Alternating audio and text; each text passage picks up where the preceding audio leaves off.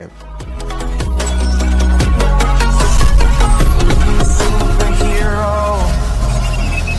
Thor, Homelander और Scarlet Witch ये तीनों बीइंग सिनेमैटिक यूनिवर्स के तीन ऐसे पावरफुल बीइंग्स हैं जो कि जाने जाते हैं अपने कूल और अमेजिंग पावर्स के लिए। और इन तीनों में से एक कैरेक्टर है खुद एक गॉड, दूसरा है एक सुपर सोल्जर और तीसरी कैरेक्टर है एक विच।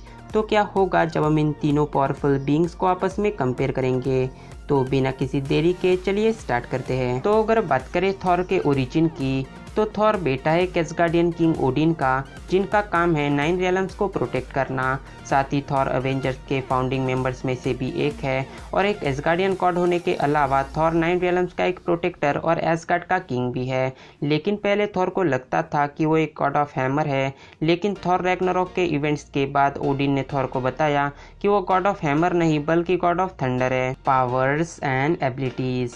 तो अगर बात करें थॉर के पावर्स की, तो एक एस्गार्डियन गॉड होने के कारण थॉर होल्ड कर पाता है कुछ गॉड लाइक पावर्स को, जैसे कि God like strength, God like durability, God like speed, agility, element control, enhance senses, enhance smell, wind control, heat generation, healing power, super fast reflexes और वेदर कंट्रोल। थॉर ने अपनी पहली ही movie में destroyer armour को destroy कर दिया था, जो कि बना था उरू मेटल से, और उरू मार्वल यूनिवर्स का अब तक का सबसे ज़्यादा पावरफुल मेटल है।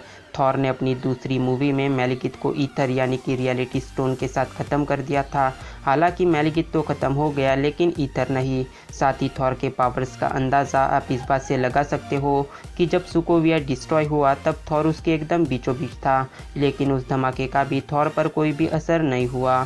थॉर एक ऐसा बीइंग है जिसने फायर डीमन सर्टर को बिना किसी प्रॉब्लम के हरा दिया था, हल्क जैसे एक पावरफुल सुपर हीरो को बीट कर दिया था और पावर स्टोन के टॉर्चर तक को सहन कर लिया था, जो कि नियरली इम्पॉसिबल था। थॉर एक ऐसा बीइंग है जिसने इन्फिनिटी वॉर में एक न्यूट्रॉन स्टार की एनर्जी तक को फेस किया था, जो कि किसी दूसरे कैरेक्टर या गॉड के लिए एकदम इम्पॉसिबल था।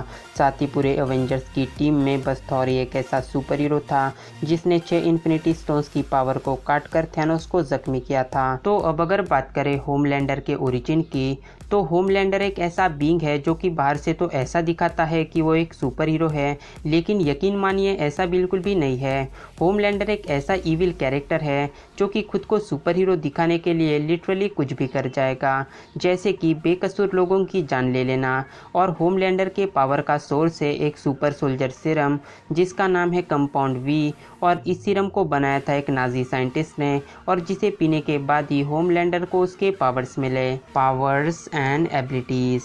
तो अगर बात करें होमलैंडर के पावर्स की, तो होमलैंडर के पास है super human strength, super human durability, super speed, agility, heat vision, x-ray vision, telescopic vision, microscopic vision, enhance hearing, super breath और हीलिंग पावर।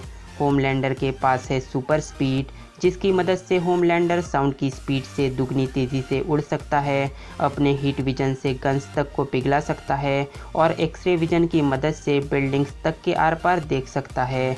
साथ ही होमलैंडर इतना ज़्यादा ड्यूरेबल है कि प्लैनेट अर्थ के ज़्यादातर वेपन्स का असर उस पर नहीं होता। तो अब अगर बात करें स्कारलेट विच यानी कि वांडा के ओरिजिन की, तो स्कारलेट विच का असली नाम होता है वांडा मैक्सिमॉफ, जो कि अपने परिवार के साथ सुकून से रहा करती थी। लेकिन एक दिन अचानक वांडा के घर पर एक मिसाइल गिर गया, जिससे वांडा के माता पिता मारे गए, और इन सब का जिम्मेदार वांडा आयरन मैन यानी कि टोनी स्टार्क को मानने लगी, क्योंकि उस मिसाइल पर स्टार्क इंडस्ट्रीज़ का नाम था। और इसलिए वांडा और उसका भाई पिएट्रो ये डिसाइड करते हैं कि एक दिन वो टोनी से बदला लेंगे, और इसी के चलते वांडा और पिएट्रो की मुलाकात हुई इस टक्कर से, जिसने आगे चलकर इन दोनों पर माइंड स्टोन से कुछ एक्सपेरिमेंट्स किए। और जैसे ही माइंड स्टोन से वांडा को कुछ पावर्स मिले, तो इन सब इवेंट्स के बाद वांडा बन गई Scarlet Witch. Powers and abilities. तो अगर बात करें वांडा के पावर्स की, तो वांडा के पास है super strength, durability, flight, speed, illusion creation, energy absorption, heat generation, telepathy, telekinesis, mind control powers, force field creation, levitation, power absorption और मैजिक कंट्रोल। स्कारलेट विच को उसके सभी पावर्स मिलते हैं माइंड स्टोन से, जिसकी मदद से स्कारलेट विच दूसरों के माइंड को रीड और कंट्रोल कर सकती है, जिसका एग्जाम्पल हमने देखा था अवेंजर्स एज ऑफ अल्ट्रॉन में, जहां स्कारलेट विच ने अवेंजर्स के साथ साथ थॉर जैसे एक पावरफुल गॉड तक के माइंड को कंट्रोल कर लिया था। स्कारलेट विच लोगों की या फिर दूसरे सुपर हीरोज़ की बॉडी डेंसिटी तक को कंट्रोल कर सकती है, जैसा उसने सिविल वॉर में विजन के साथ किया था। वांडा एक ऐसी सुपर हीरो है जिसने माइंड स्टोन को डिस्ट्रॉय कर दिया था, वो भी बस अपने एक हाथ से, क्योंकि दूसरे हाथ से तो वो थैनोस को रोक रही थी।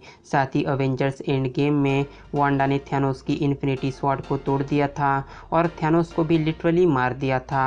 और अगर बैटलफील्ड में थैनोस की आर्मी ना होती तो थैनोस भी बच नहीं पाता। इसके अलावा अभी रिलीज हुई वांडा विजन की सीरीज में हमने वांडा के कई सारे नए पावर्स को भी डिस्कवर होते देखा, जैसे कि reality control, dark magic control, weather control और डुप्लीकेशन पावर। साथ ही इसी शो में डार्कहोल्ड नाम की एक मिस्टीरियस किताब को भी इंक्लूड किया गया था, जिसमें एक पूरा पन्ना ही स्कारलेट विच पर आधारित था, जिससे हमें पता चला कि स्कारलेट विच भी सॉर्सरर सुप्रीम जैसी एक पोजीशन है। साथ ही इस किताब में मेंशन किया गया था कि स्कारलेट विच सॉर्सरर सुप्रीम से भी ज़्यादा पावरफुल है। तो अब सवाल ये आता है कि इन तीनों में से कौन है सबसे ज़्यादा ताकतवर? तो थॉर, होमलैंडर और स्कारलेट विच, ये तीनों कैरेक्टर्स कितने ज़्यादा पावरफुल और सुपीरियर है, ये तो आपको हमारे इतने बड़े डिस्कशन के बाद पता चल ही गया होगा। तो इस काउंटडाउन में नंबर 1 पर है स्कारलेट विच। हालांकि ये नाम सुनकर काफ़ी सारे थॉर फैंस डिसअपॉइंटेड हो जाएंगे कि थॉर को ही नंबर 1 पर होना चाहिए, लेकिन यकीन मानिए थॉर की फ़िलहाल की मेंटल एंड फिजिकल कंडीशन इस तरह की नहीं है कि वो वांडा को हरा सके। इसके अलावा जब से डार्कहोल्ड की किताब वांडा को मिली है तब से उसके पावर्स एक अलग ही लेवल पर है। हालांकि फ्यूचर में हो सकता है कि थॉर के पास भी ओडिन फोर्स का एक्सिस हो और तब नो डाउट कि तब थॉर ही जीतेगा, लेकिन फ़िलहाल की कंडीशन में थॉर का कोई भी चांस नहीं है। नंबर 2 पर है थॉर, जिसका रीज़न मैं आपको ऊपर बता चुका हूँ। नंबर 3 पर है होमलैंडर, और ये नंबर 3 पर इसलिए है क्योंकि इसके पास कोई भी इम्प्रेसिव फीट नहीं, और अब तक ना ही इसने किसी सुपर हीरो को हराया है और ना ही किसी पावरफुल सुपर विलन को, तो इसलिए होमलैंडर है नंबर 3 पर। तो ये था एक काउंटडाउन थॉर, होमलैंडर और स्कारलेट विच के बीच में। तो अगर आप हमारे इस काउंटडाउन से सहमत नहीं हो तो अपनी लिस्ट हमें कमेंट्स में शेयर करना मत भूलना। साथ ही अगर आपका कोई सवाल या फिर सुझाव हो तो हमें नीचे कमेंट्स में बताना मत भूलना। तो मैं मिलता हूँ आपसे मेरे अगले वीडियो में एक नए और इंटरेस्टिंग टॉपिक के साथ। Till then bye and be safe. Odin की दाढ़ी की कसम, अगर तुमने मेरी जुल्फों को हाथ भी लगाया तो तुम पे थॉर का कहर बरसेगा। प्लीज दया कीजिए सरकार।